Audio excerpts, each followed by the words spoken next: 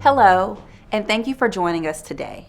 I am Erica Burnett, the Executive Director of the Women's Fund of Greater Chattanooga.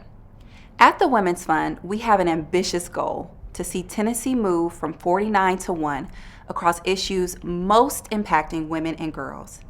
Especially given the challenges of our global pandemic and strained resources, we deeply understand the unique value that collaboration and bold leadership plays in accomplishing these goals. We are proud to continue to leverage collective philanthropic efforts to be able to advocate for equity and justice at the legislative level, and most importantly, we are committed to working hand in hand with thoughtful, strategic organizations like Chattanooga's Women's Leadership Institute. Kim and I are here today, standing on the shoulders of giants, while critically assessing both the roots and the fruit of our community's ecosystem. Just as a healthy, thriving environment relies on optimal functioning of its many parts, Kim and I understand that the actualization of our missions and the success of our bold and timely visions are interdependent upon one another. You're absolutely right, Erica. And right now, we hope you will indulge us a moment to set the stage for the conversation you're about to hear. Last week, I had the rare opportunity to take my daughter to her volleyball game in my old neighborhood here in Chattanooga. I showed her the path I took to walk to school every day. We drove by my childhood home. I showed her the large magnolia tree we planted in that yard when I was 7 years old. I showed her the front doors that I remember my mother being so proud of the day they were installed. I even showed her the window my older brother used to sneak out of the house in the middle of the night to meet up with the neighborhood boys. I spent 18 years in that house. Its walls hold the memories that built me. Its brick and mortar sustained us through joy and tragedy. The neighbors helped to raise us. And now I'm sharing this important symbol with my daughter. The work that CWLI and the Women's Fund are doing is like that house. We are each cornerstones to an important infrastructure that's being reimagined and rebuilt. The foundation remains, but the architects and the designers are new. Each intentional component is significant. We're equipping women who will carry our daughters into the future. They will be the leaders who make important decisions that build an ecosystem where all women can thrive. We're excited to share this day together. Erica and I understand that where women go next depends on the collective strength of both of our organizations. The Women's Fund needs women who are passionate about advocacy and equipping for building a house strong enough to sustain the winds of change. CWLI stands ready to educate women who want to collaborate and be elevated into all parts of our community to shape the emerging narrative. And someday, with a lot of hard work and a little bit of luck, maybe our daughters will look back and be proud of the house that we all built together. We are so honored that you've carved out some time today to listen to these candidates, one of whom may be the next architect on our journey together. Who we choose as our next mayor is important as women regain some of the momentum lost by COVID-19. So we want you to be as informed as you can when you vote on who that person should be. That's absolutely right, Kim. And ultimately, our goal was to bring the issues that matter most to our network before these candidates of your choosing in order for us to hear real, thoughtful, and solutions-oriented responses. While especially at the Women's Fund, we believe that every member of our community is an advocate, we also understand that the individuals we select for elected positions are beholden to a certain level of trust and obligation to advocate day in and day out with the best interests of their constituents as a top priority. At this point in the election cycle, many of us have had several opportunities to hear from a number of the candidates, but today we are unapologetically centering the issues and challenges that women across Chattanooga are currently facing. I can't wait to hear what these candidates have to say today, Kim. After the forum, you'll get a chance to learn more about the history and legacy of both the Women's Fund and CWLI through the eyes of two important women who have paved the way for this meaningful work. There will also be information provided on where you can learn more about our organizations and how to join this powerful movement in a way that most resonates with you. We hope this time will not only be informative and educational, but it will also shed light on the various ways in which systems, community, and leadership all play a key role in our everyday lives. Our moderator for today is Tangela Johnson. Tangela is an organizational development consultant and executive coach. She is affectionately known as the Fixer by her clients. She's the president of North Georgia Corporate Consulting, a professional development boutique. Her firm is dedicated to helping businesses create strong leaders and healthy cultures where integrity, accountability, excellence, and teamwork are the norm. She's a gifted author, consultant, businesswoman, dynamic teacher, keynote speaker, and thought leader in the area of professional growth and development. Her book, Relaxed Power: How to Live a Purposed, Not Perfect Life, explores how living a purposed life allows you to take calculated risks, yielding great results for generations to come. Please join us in welcoming Tangela and our candidates, Wade Hinton, Kim White, Monty Bruell, and Tim Kelly. Welcome, candidates. Thank you. Good morning. Good morning. I am Tangela Johnson, and I will be your moderator today. So, you will be asked a total of 5 questions, all right? 4 of the questions will address topics that concern women in Chattanooga, issues that they're concerned about. But before we get to those important topics, we want our audience to get to know you a little bit better. So we're going to take a trip down memory lane, all right? So this first question will help our audience find out some unique things about you. So here is the very first question. And Wade Hinton, you will be number 1. All right. Okay. So the question is, what was your very first paying job? How old were you when you started? And what is one thing that you learned from that job that you will take with you if you become mayor of Chattanooga? Great. The only correction is when I become mayor of Chattanooga. I would say that. So listen, my first job, I was 11 years old. I was working for my mom, picking up paper.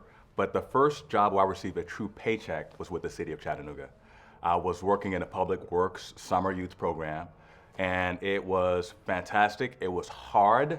We literally would get out, we'd clear brush, we'd beautify the city, and it was great to work alongside men and women making the city just better. And what I learned from that is every person has a role, everybody is a part of the team to move the city forward. And as mayor, I know that. We are all team members.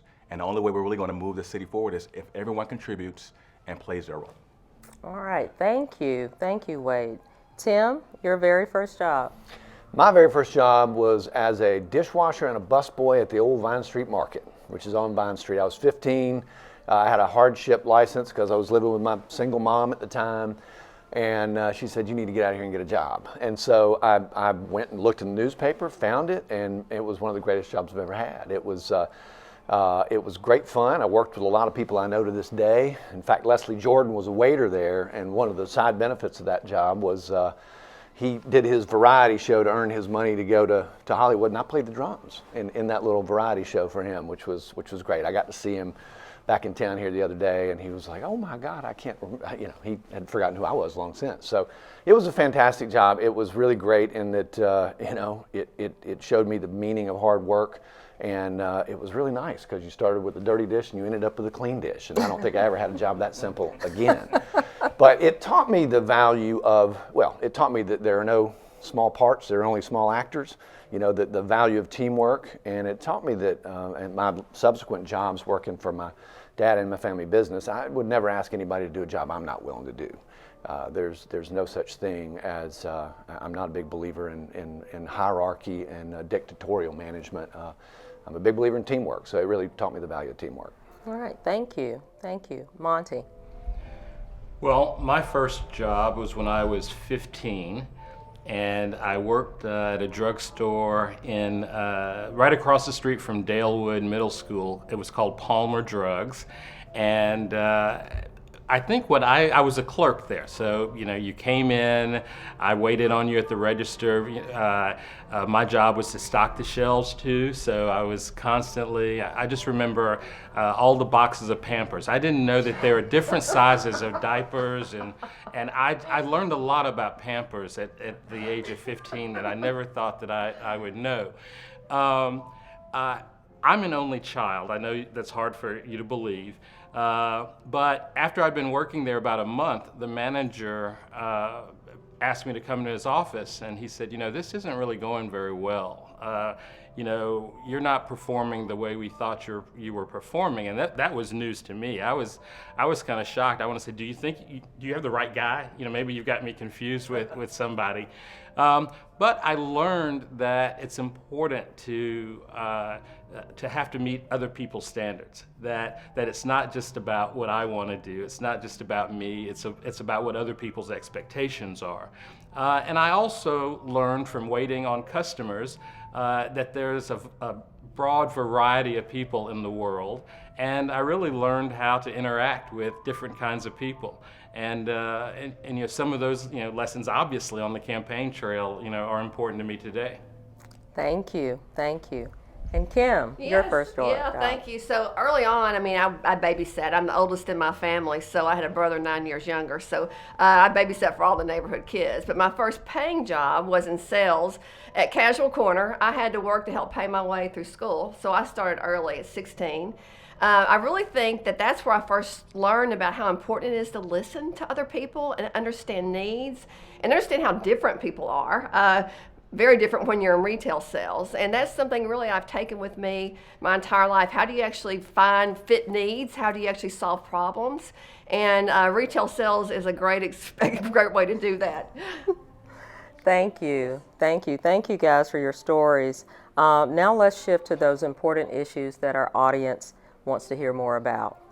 So the COVID-19 pandemic has highlighted systemic flaws that have significantly impacted women, including women in Chattanooga. These questions will address the following issues: early childhood education, safety, affordable housing, and economic mobility.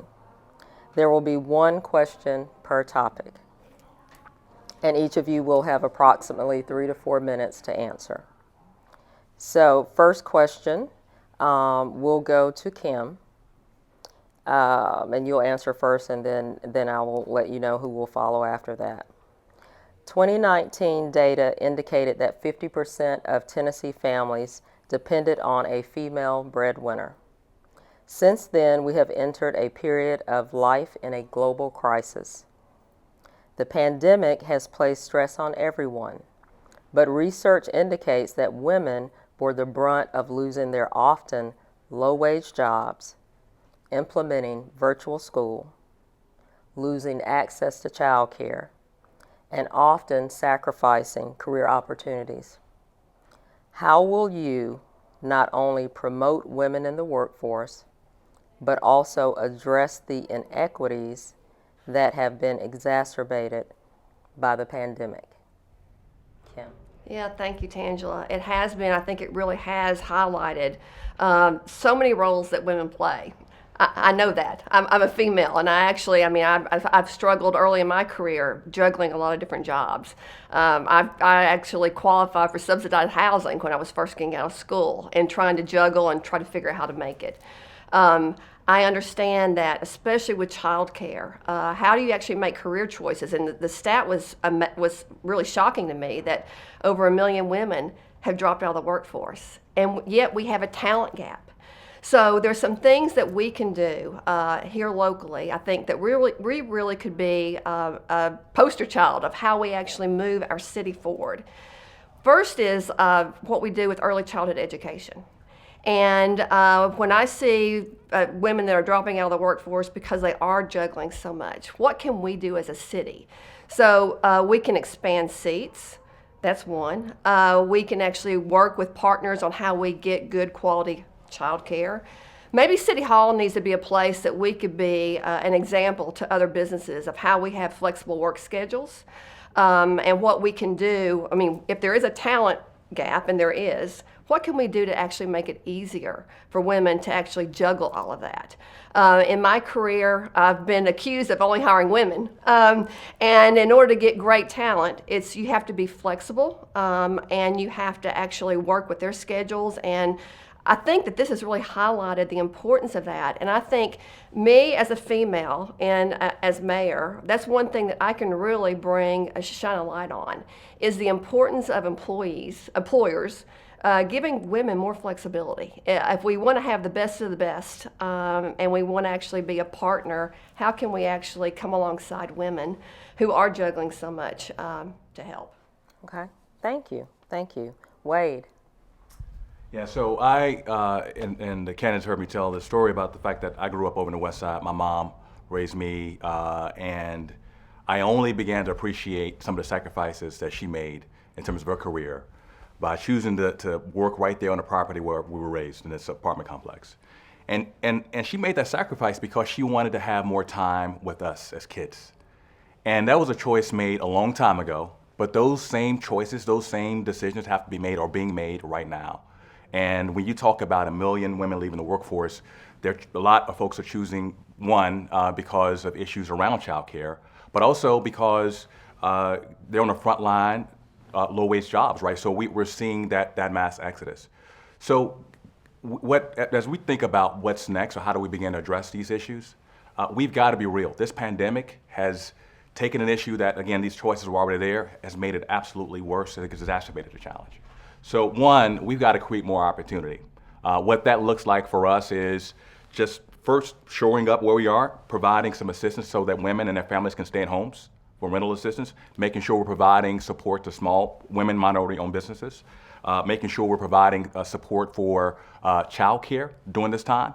Again, getting us through this pandemic. On the other side of this, looking at how as a city we can, again, model this behavior. Through our Office of Equity and Engagement, we'll make sure that we have inclusive practices within our organizations. That means that we have inclusive leadership. Our managers, our directors, our administrators ought to be having these conversations around what can we do? How can we show up as leaders to address this issue? Without our employees feeling like they're going through this alone. We've got to make sure we're there meeting those needs. Beyond that, I think we've got to not only do this as a city. I'm going to bring the private sector partners and other folks around the table to say, let's move this together. Collectively, we've got to move forward as a community. I think I'm the only person running who's actually began to implement programs and policies that address issues to create gender parity. And so, one, again, we'll have a study that's done to make sure that we're on parity level at the city. We'll also address issues like the Crown Act, right? We want women to show up and be able to have a true sense of belonging and be who they are without apology, right? And so those are the kinds of things that you'll see from the administration. One that, again, addresses the issues that are hitting women hardest right now, but also creating opportunities on the other side to support with resources, tools, and removing those barriers, not just at the city, but calling on partners throughout the city to do the same thing.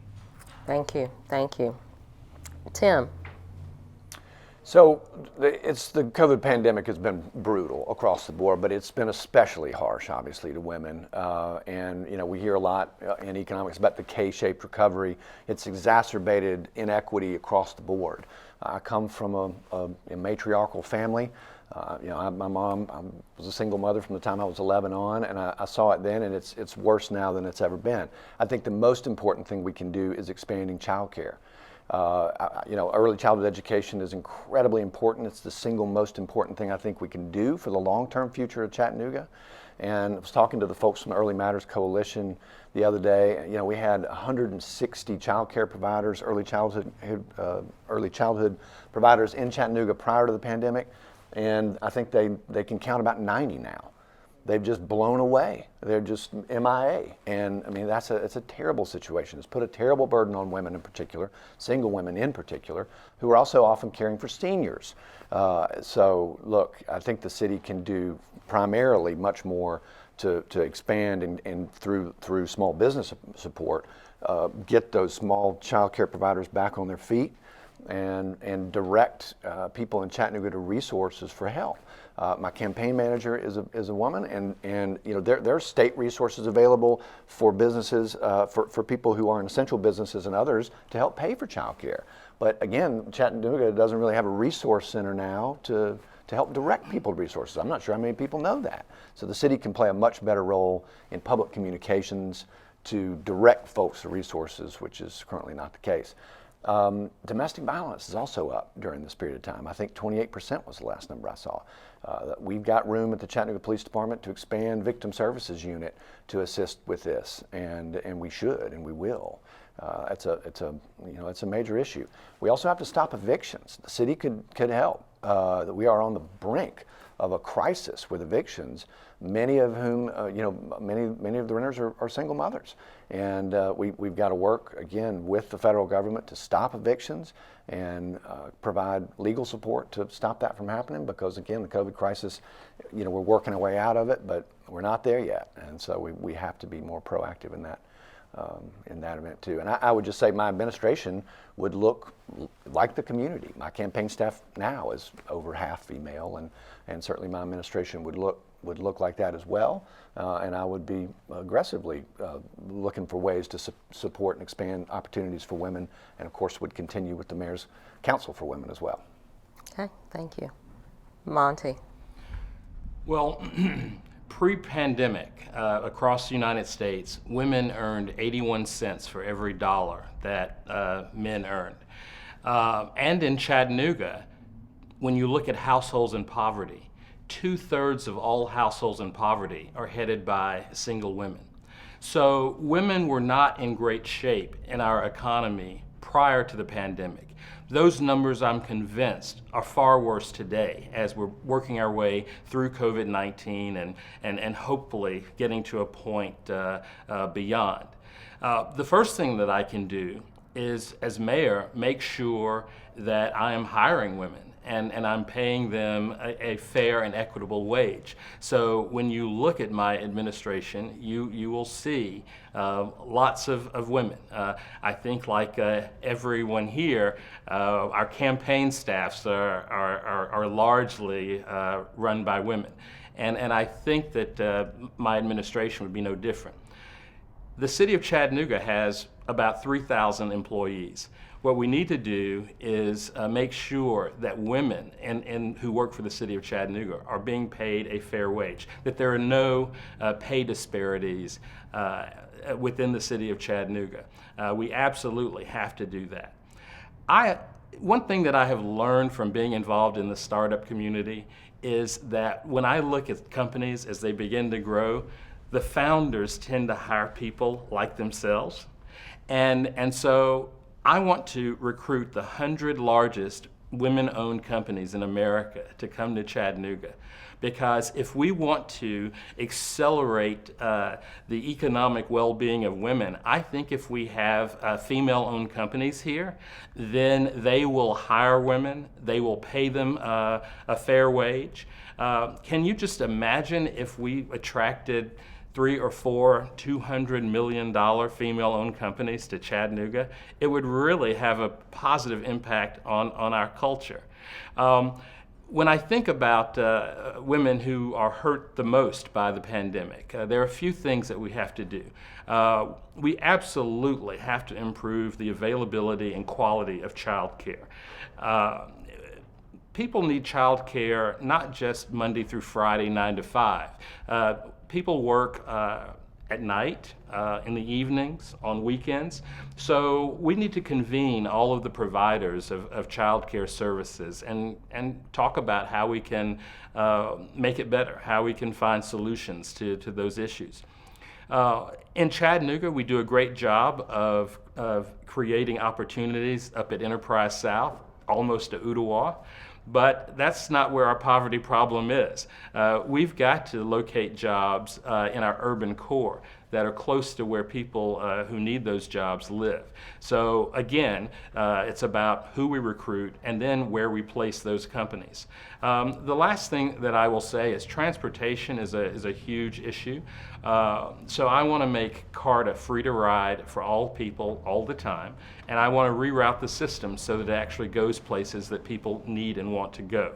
If you ride the bus every day and we make it free to ride, that's putting between $600 and $1,000 a year per person in your pocket. That would be a big help to someone who's making minimum wage right now. So those are just a few of the things that we need to do, but there's so much that we have to do. But number one, I want to be the mayor who's the champion for single moms, their kids, and their families, because I think we can change the city in dramatic ways if we do that. Thank you. So I'm guessing that all of you have some type of psychic ability, right? Because apparently you've been thinking about this next question on education, early childhood education specifically, and Monty, you'll be the first one. All right, nearly 2/3 of Chattanooga parents reported problems finding suitable child care. Quality child care is necessary for women to be in and stay in the workforce. How will you work to improve the existing early childhood infrastructure to make it more accessible, equitable, affordable, and sustainable? Monty. Well, first let me say that I'm a product of Head Start. I learned a lot of valuable lessons in Head Start, and without Head Start, I never would have gone on to Baylor and to become Baylor's first African-American graduate, and I certainly wouldn't have been able to go to Harvard. So I'm a big believer in early childhood education and development. In fact, I've already been in conversation with the J.B. and M.K. Pritzker Foundation in Chicago. The Pritzker family founded Hyatt Hotels, and J.B. Pritzker is the current governor of Illinois. Their foundation is one of the leading funders of innovation in early childhood development. They can't wait to come to Chattanooga and begin to partner with us to establish Chattanooga as a national leader in early childhood development. One of the things that I agree with Andy Burka on is his investment in early childhood education. The problem is it hasn't been big enough. We've got to invest even more to provide more opportunities to families and to our kids. And relative to that, a lot of times you hear people say, oh, the city isn't in the school business. That's the county's problem. Well, as the mayor of Chattanooga, I have a moral responsibility to the children who live in the city of Chattanooga. I refuse to accept that it is the county's job to educate Chattanooga's children.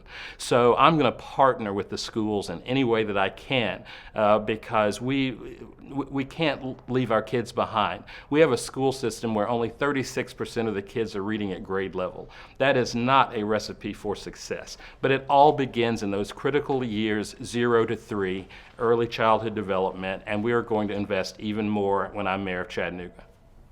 Thank you. Thank you. Kim. Yes. So I touched on it in the previous conversation, but it is really important that we can do all we can to expand. And there is our Early Matters Coalition already formed that has 40 partners that are working on ways to expand. The mayor's office needs to be an active partner in that. How do we actually encourage? How do we bring in more faith-based community, nonprofits into that arena to look at how we expand early childhood? I think that we need to be an advocate. Again, we need to talk to the businesses in the city and how we can actually get them involved in the process. It's expensive and there's not enough providers. So how do we work collectively in a city to expand those opportunities? So it's vitally important not only for the kids, but it's also for the parents so they can go to work. So it is that talent issue too. If businesses want to create and have a good talent pipeline, one of the ways they can is to do things like offering or being involved in early childhood. So that's going to be a focus of ours. I do think Mayor Burke has done a great job by really initially shining a light on that and having the Office of Early Learning I think we need to do more. It is more collective. It's not that the city needs to be in that business, but we need to be an active, proactive partner, bringing in the business community, because I don't think they've been involved in the conversation enough. We have a lot of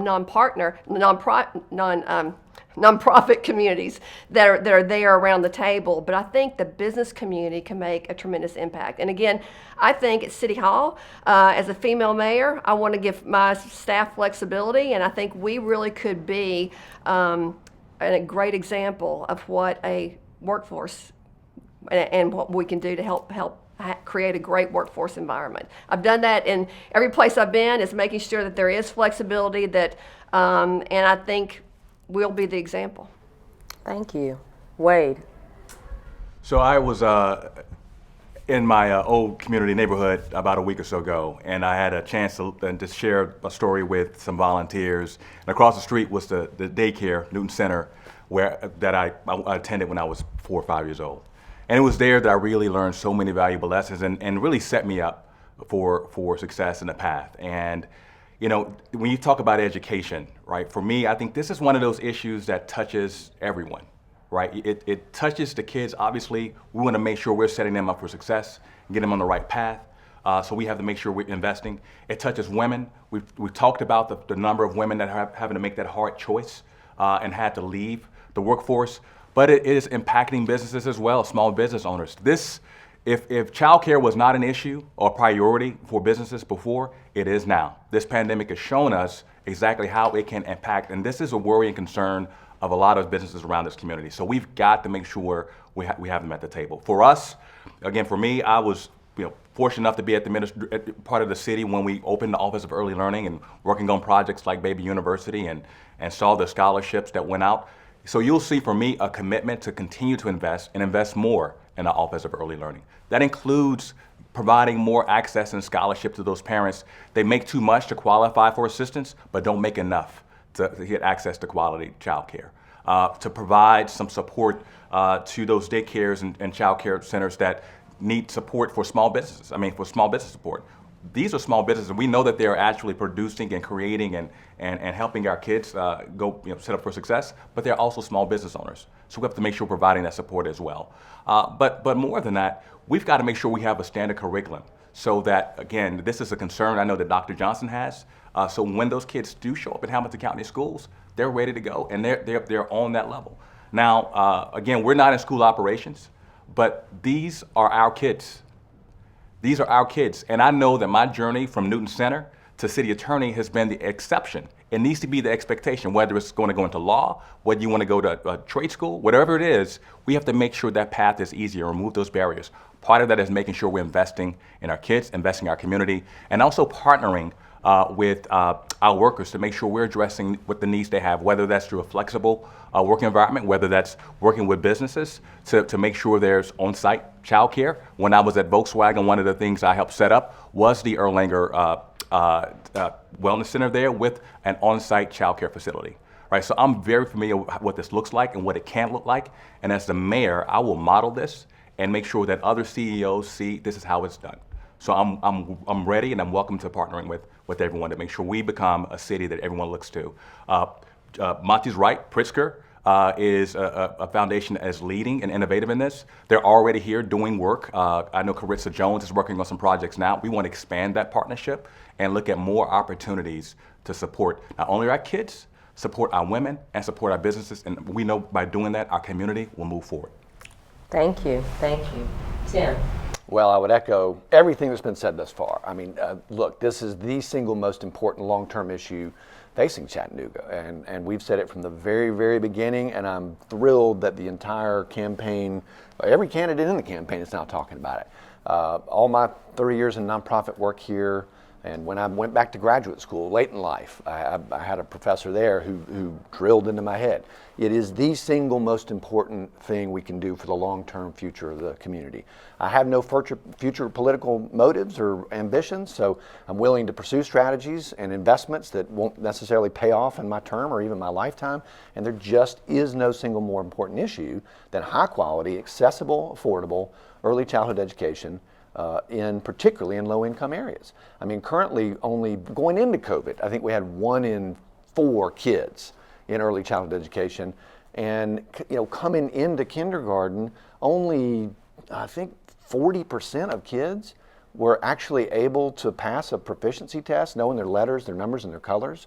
And look, I mean, that we spend all this time when I was working on the Chattanooga 2.0 project trying to figure out how we get kids to third grade reading level by third grade.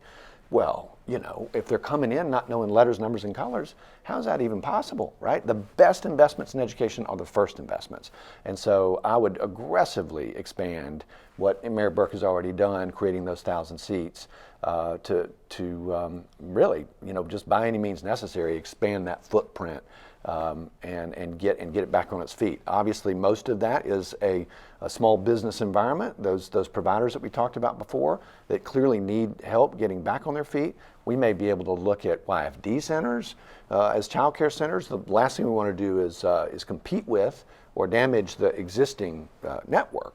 But it's just simply the most important thing we can do. Not least of which because, again, it also unlocks the labor force.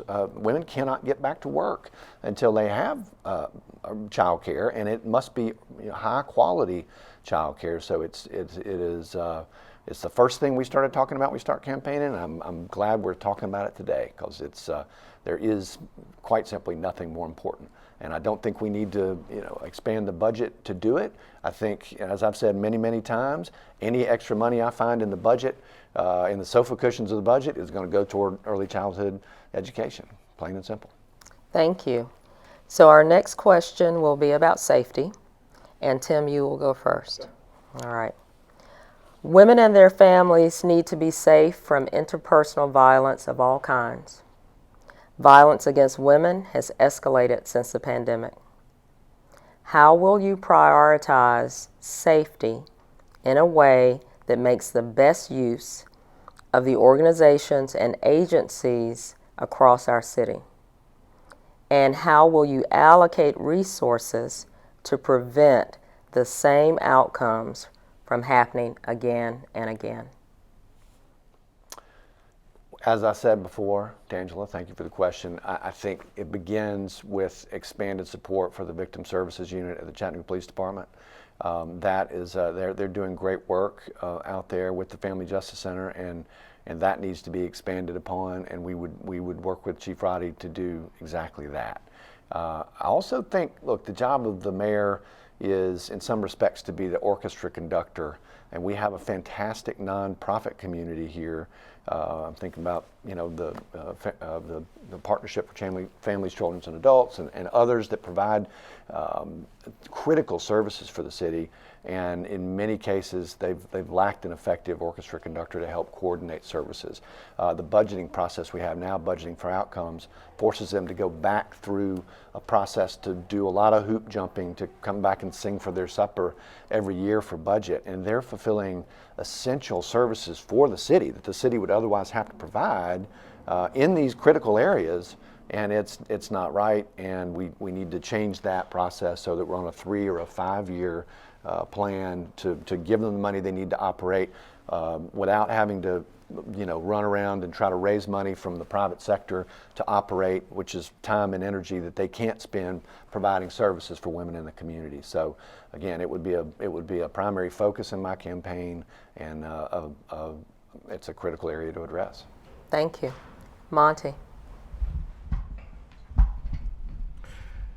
Well, our whole community is under a lot of stress that's been created by COVID-19, to be certain. And one of the things that it has highlighted is that we don't have nearly enough mental health services all across the spectrum here in Chattanooga. So as mayor, I want to work with the county, state, and federal governments to find resources to increase our offering of mental health services. Part of that, I believe, is offering couples counseling. I think that so many times people wish they had somewhere to go, wish they had someone to talk to, wish they had someone to help them. And then we don't offer any help, we don't offer resources until it explodes. and then you have the violence. So I want us to get out in front of the problem and make a whole variety of mental health services available to the residents of Chattanooga, regardless of income, regardless of neighborhood, regardless of zip code. That is really what we have to do. The other part of that, and we talk about, there have been several conversations that we've all had about policing and how we want to provide public safety. But I think we should look to cities like Denver, where they have a program called STAR, where they dispatch mental health professionals along with the police to certain kinds of 911 calls. And domestic disturbances would be one of those calls. And I think it's important to have people who can de-escalate those situations instead of escalating them. The correct answer to a couple's fighting is not always an officer with a gun. So I think that those are some of the things that we have to do. And then the last thing I would say is we can't forget about the children, because the children from these situations are under a lot of stress too. And they can't be their best selves. They can't go to school and learn. And so I think we need to partner again with the school system and provide even more mental health and social services through our schools. Thank you. Kim. Yes, thank you. So, as Chattanooga's first female mayor, there's no better voice and advocate than I would be for women's issues, and really shining a light that women's voices do matter. We have so many different organizations working in silos and on separate women's issues. And how do we all come around the table? How do we actually support the idea of the Family Justice Center and really make sure it's living up to its full potential?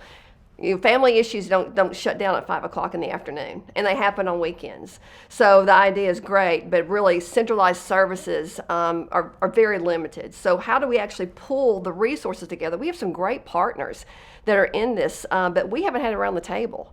So it is really working collectively of how we identify what those issues are and really putting that out there and talking about how we're going to solve them. So that's one, is the resources. I've talked since the beginning of the campaign about making sure that our police department is fully funded. And fully funded doesn't mean just police officers that go to the front door. It also means services like the Victim Service Center that actually works on women's issues and domestic violence, making sure there's more resources there. So I think it is shining a light on the problem, making sure people understand women's voices do matter. This is what's occurring in our city. And working collectively like we've done on so many other problems, work collectively on how we solve them, but we don't do it in isolation. I do think that bringing women around the table, and we have goals, we can solve anything. We've done it before. So I look forward to being an advocate and a voice and being out front for women's issues. Thank you. Wade. So Sandra, I should have said this at the outset. Thank you for doing this, and thanks to the Women's Fund and CWLI for making this happen. And I start there because I also want to say thank you for the work you've been doing in this area. Right? We know that you have taken policy ideas and to address some of these issues around violence to Nashville and gotten things done. And that, I will tell you as the mayor, I'm going to continue to try to partner with you and support you and have more voices go to Nashville to make sure we have the kind of policies and legislation in place to address a number of these issues. So we know, you mentioned the stat in terms of the increase during this pandemic, but again, this is something that was already an issue prior to. And just know that I'm going to be lifting up this issue. I'm going to be a champion and an advocate to make sure this is something that we have to make sure we're providing the resources and support that addresses not only in a reactive aspect, but a proactive perspective as well. That means, as Tim said, victim services as well, making sure we're providing support to those nonprofits that are helping women get out of situations, but also making sure we're doing work and investment on our front end. That means providing mental health services. That means making sure that we're telling kids early, this is not how couples and relationships work. Right, and we're doing that in a way by using our YFD centers, our community centers to talk about those issues. We're doing that in a way that's partnering with Hamilton County Schools to go in and talk about these issues as well and lift them up. So again, if they see something they can say something. And that's the other piece of this, right? We've got to have a place, if you are in a situation that is violent, here's a place that you can go. Here's where you can call, and here's the support you're going to receive. It needs to be as simple as that. And as mayor, we're going to streamline it. We're going to make it efficient, effective, and impactful. And again, provide the services not before things happen, but also on the back end as well. And for those organizations that are doing this work, know you're going to have a mayor that's also going to be a partner to you.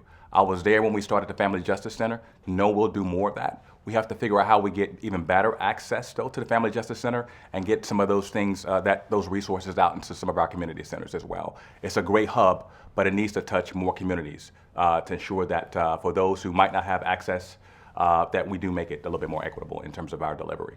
So I'm looking forward to doing that, and again, looking forward to partnering with you and a number of other organizations that are lifting up this important issue. Thank you. Thank you. So here's our last question. And Wade, you will go first. Okay. All right. And this is on affordable housing. Affordable housing and availability of housing is a pressing need in Chattanooga. But housing is more than just units. It is also about healthy and thriving neighborhoods that are safe, walkable, and have access to quality food sources. What are your priorities for neighborhood development to meet the housing needs of all Chattanoogans, especially women who are serving as head of household? Great. So I was very fortunate. Again, had a mom and right there in the Ridgeway, and it was a neighborhood that absolutely believed in me, invested in me. I felt this was family, like it was family. I remember being able to walk to what was the red food store, the only to be changed to buy low, right? We could literally walk there. It was not even a mile for us to go and have access to food. I remember we had, there were fields there we can go play. We had a rec center, all of those things. But it was still something missing, right? You didn't have single family homes anywhere there, right? So in terms of showing a path of how you build wealth, all of these other things, it wasn't complete as a neighborhood. And so there was work to be done. And so for me, it's thinking about those lessons and applying them across the city to understand what's really needed. Number one, we need a true strategy. We have neighborhoods being developed, we have things happening, but there's no true strategy. So first thing we want to make sure we do is have a housing strategy. That's working with C&E, working with CHA, and working with our partners across the city to understand what's our affordable housing strategy and begin to understand how we implement things, where we invest, how we invest, and when. Beyond that, we want to make sure we're setting some audacious goals around the number of units that we want to create. We've set 2,000. And we want to have a number that's out there so people know this is a priority for us. More than that, we want to have that information out front so people can see how we're doing in terms of our affordable housing, right? We want to have a tracker that people will be able to see. The other aspect of this is when we look at our neighborhoods, we want to look at those amenities. I mentioned earlier being able to walk to the red food store and to buy low. There are places now that you have to go miles and miles before you're able to get access to food, and that's just not okay, right? There are places you have to go miles and miles before you get to a park for healthy living, and that's just not okay. It's not okay that Lookout Mountain is number one when it comes to health disparities in this state, but the Alton Park is basically second to last, right? So we have some challenges that we have to address. So again, it's not okay. The other aspect of this is, again, looking at the infrastructure and ensuring that when you do go to your neighborhoods, that you have this sense of pride that these potholes and the lack of sidewalks and the lack of art and all of those things that are important to invest in these neighborhoods, that you see them, that you feel that. And again, for me, growing up in a place where, again, it literally felt like it was designed to be forgotten, I want every neighborhood to know that you are not forgotten, that we believe in you, that we're investing in you, and we're coming, and we're gonna need your support. We have very unique neighborhoods, and we wanna make sure we're protecting the character of each one of them. That means that as developers want to come in and offer someone that $40,000 for their home, knowing that they're going to flip it for $120,000, that they know that this is what's happening, right? And we're putting in the tools, the resources, and the policies to not only protect them, but again, protecting the character of our neighborhoods.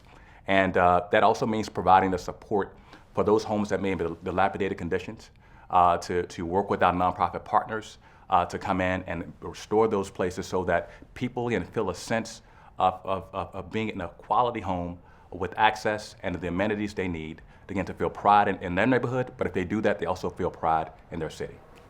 Thank you. Tim? Right. So, look, affordable housing is a huge issue in Chattanooga, and it's going to get worse before it gets better. That's not good news. We can't simply rely on the market to fix this problem by attracting investment. We've seen what happens when you leave it to that, right? We get speculative investment with housing that's looking for tax breaks, with housing that isn't affordable. So really this is a leadership issue and a management issue. The city's got to take a much more aggressive and proactive approach to directing investment to dramatically expand the supply of affordable housing.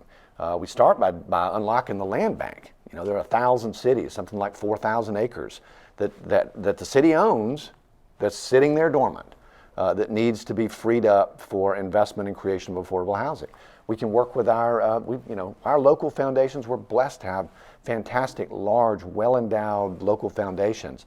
There are many strategies that other cities are using around impact investment to create not just grant money funded strategies, but creating capital strategies where those endowment dollars can be invested in asset-backed real estate strategies to create affordable housing. None of that's happening now. It would happen under my administration. And we would start day one because we are already behind the 8 ball here. And again, the problem is very real, and I'm afraid post-COVID it's going to get worse. Regarding neighborhood development, I say all the time, great cities are composed of great neighborhoods. And we need to put more focus and resources back on neighborhoods and the building blocks that create great neighborhoods. We've got food deserts. There's no longer a grocery store on 3rd Street. There's no longer a grocery store on Brainerd Road. And those are 2 of our great old neighborhoods that are now handicapped. And so we've got to take a more proactive approach.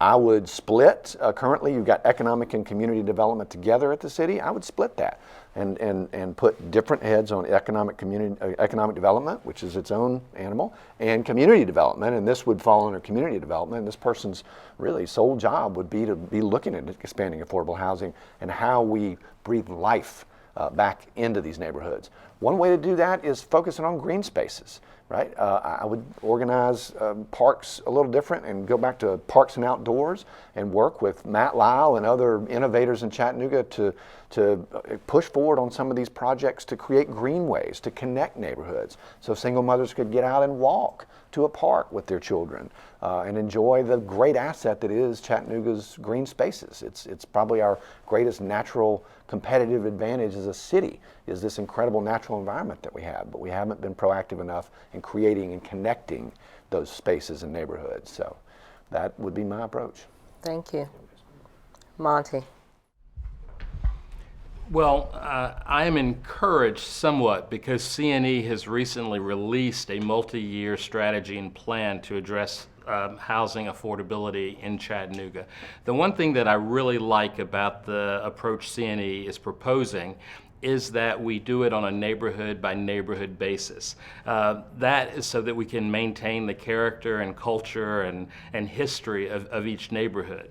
One of the problems that we have is in government, there's been a tendency to give every place an equal amount. So we pass out $10 here, $10 here, but everybody's got a $100 problem. And we won't be able to really address this until we change our way of thinking and we look at a neighborhood and we provide all of the resources that are needed to fix that neighborhood. And then we move to the next neighborhood and we provide all of the resources to fix that neighborhood. It's a totally different approach, but it's how we're going to be successful. I would say the same thing about our school system. We focus on the system when we should be focusing on individual schools.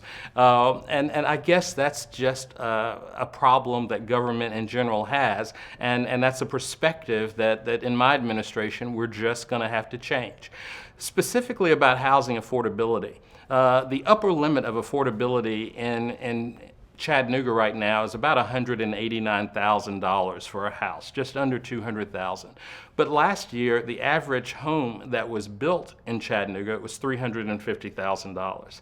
So there's a huge gap there. We are not building affordable housing. I think part of the reason that we're not building affordable housing is that we have a regional planning commission that has too many developers on it. We certainly need developers there, and I am in favor of development, but we've got a situation right now where the foxes are guarding the hen houses, and I think that we've got to get away from that. We've got to put some everyday Chattanoogans on the Regional Planning Commission, and I think we'll get a better result. The last thing I will say about affordability, I studied economics in college, and the most efficient way to make any good or service more affordable is to increase the amount of money that people have to pay for that. So when we pay people livable wages, we will address the affordable housing problem as a benefit of that. So, as mayor, I'm going to take a different approach. It's not going to be business as usual. We didn't just have a housing affordability problem this year. We had one last year. We had one the year before that. What we had was a lack of leadership and a lack of innovation and a lack of willingness to try new things. That will not happen in my administration. We will be trying new things every day because we need to find solutions that work. Thank you.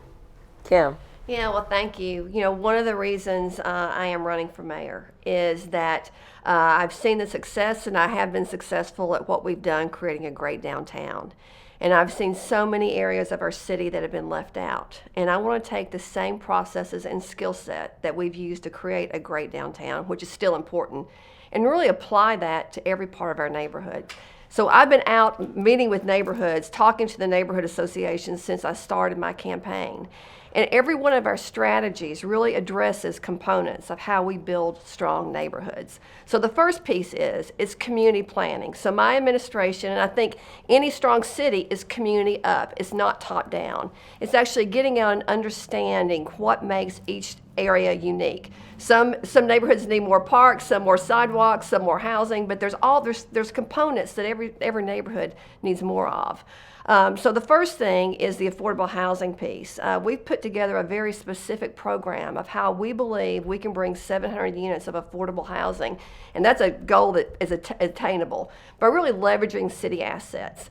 There's over 500 parcels of city-owned property throughout neighborhoods, and instead of getting those the back tax properties unlocked and then selling them on the courthouse steps, we need to work with partners like Chattanooga Neighborhood Enterprise and the neighborhood associations to really develop different types of housing that fit within that neighborhood and price ranges that fit within that neighborhood.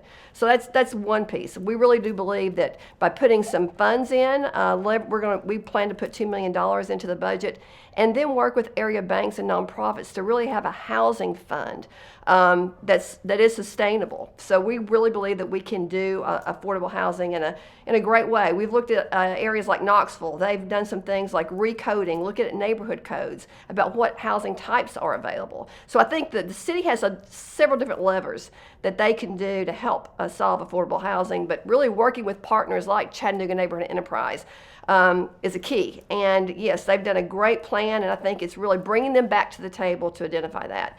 We have a great Parks and Recs strategy also. We don't have a Parks department. We want to have a Parks Foundation that neighborhoods really can take more ownership of the green space inside their neighborhood and make sure it's programmed correctly. Neighborhoods need to be safe, and that comes from actually making sure that we have police officers and first responders that look like that neighborhood and part of that community. So there's several components to great neighborhoods. When you have all that, you get investment. So the idea of a grocery store coming to a disparate part of town is not going to happen. You've got to see investment, and that really is the city leveraging a lot of the opportunity with property we own, with activity that's going on to attract some developers to bring some services. So there's lots of levers, and it's working all together, but I think what's happened to this point is everyone's been working in a silo. We need to come around the table and help create some great, strong neighborhoods that look like authentic neighborhoods in our city. Wow. You guys are pretty amazing.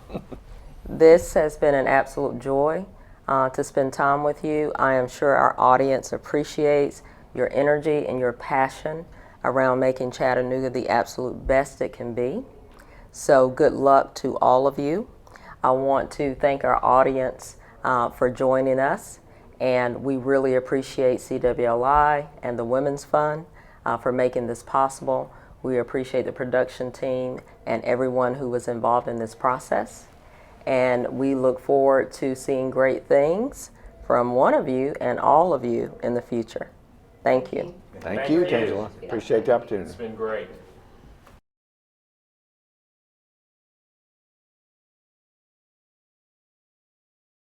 Hello, I'm Edna Varner, and I am thrilled to share some of the history of the Women's Fund of Greater Chattanooga and how our work has become increasingly critical over the years.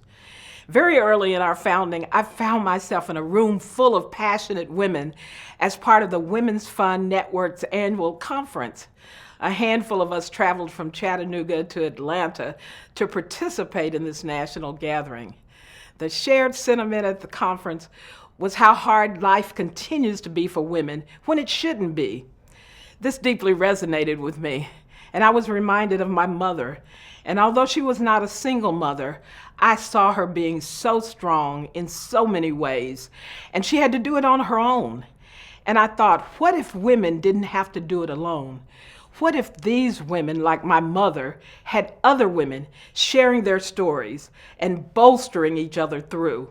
It was the collective lived experiences of all those women in that room and their resilience and ability to overcome so many challenges while realizing the daunting challenges ahead. How much it would mean to each of them, to each of us, to face these challenges together instead of alone. It was in that room and the subsequent work of the Women's Fund which affirmed our commitment to be working together to lighten the individual burden. We've experienced a tremendous level of success since those early days, from championing statewide anti-human trafficking campaigns to big legislative wins. I'm proud to continue to see our vision in action. When I consider the legacy of the Women's Fund, at some point I want us to look back at what we've accomplished and barely remember how hard it was.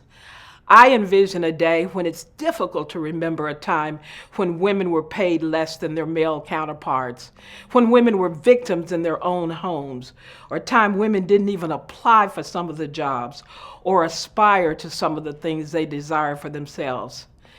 Part of this legacy will be our commitment to continuing to surface new challenges that have gone unnoticed or unaddressed.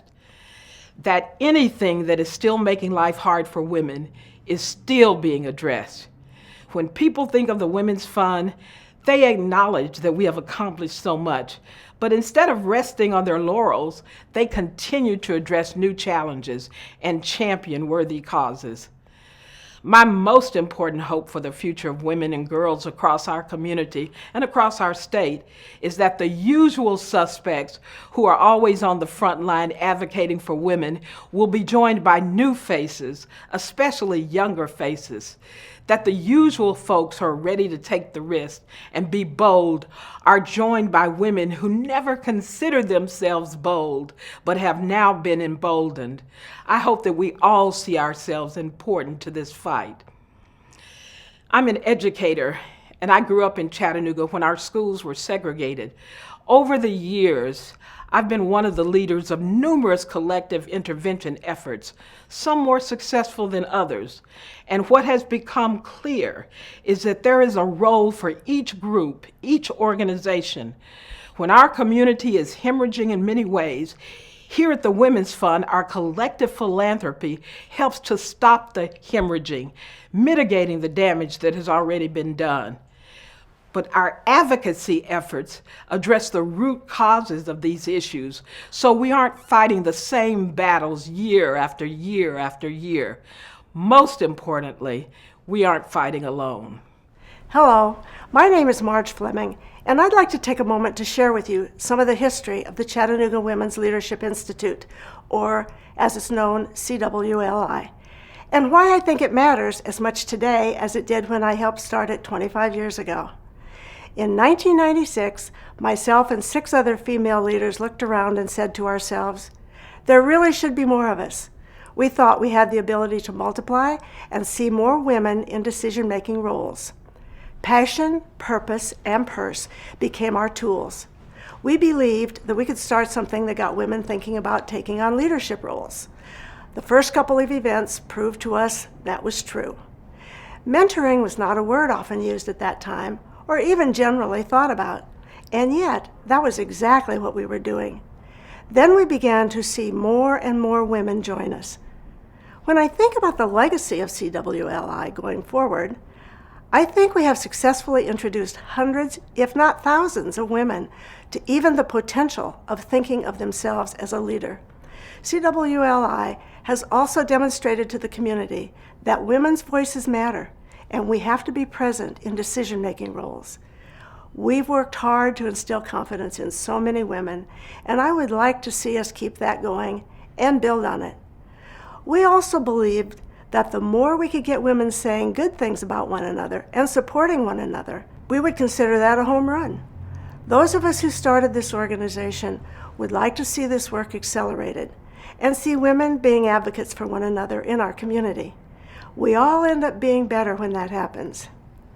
My great hope for this organization and for the future of women is the same today as it was then. When we can achieve being authentic leaders, we can do all the things that we strive for as women. It is important that women step up to being ourselves. We want to see women rewarded for their leadership based on the things that are glowing inside of them and starting to come out. We must turn down the noise that keeps us from getting there. And we think about what's next for women. We look around, we recognize that there are still great opportunities. We have all the tools we need to achieve great outcomes. In short, we didn't get there alone. Starting with just a few of us who had a dream, we created a movement that has now become an institute. We have proven that when we work together and with our community, we realize our mission of increasing the leadership capabilities and influence of women. It is our great hope that you understand you are not alone either. Those of us who paved this path before you are still here cheering you on and excited to see just what you'll accomplish. Thank you.